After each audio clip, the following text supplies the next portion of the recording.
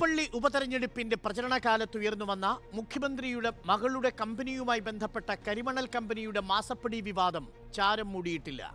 മാസപ്പടിയിൽ നിന്ന് GSTയിലേക്കും GSTയിൽ നിന്ന് PVയിലേക്കും ആരോപണങ്ങൾ നീങ്ങുമ്പോഴെല്ലാം രണ്ട് കമ്പനികൾ തമ്മിലുള്ള നിയമപരമായ ഇടപാട് എന്നതായിരുന്നു LDFന്റെ സ്റ്റാൻഡ്.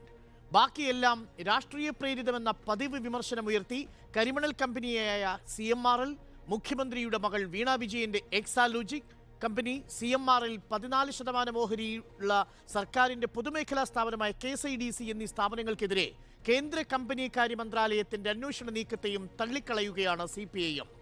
എക്സാലോജിക് കമ്പനി നിയമം ലംഘിച്ചുവെന്ന് രജിസ്ട്രാർ ഓഫ് കമ്പനീസ് കണ്ടെത്തിയതിനെ തുടർന്നാണ് അന്വേഷണം എന്നത് പ്രസക്തമല്ലേ?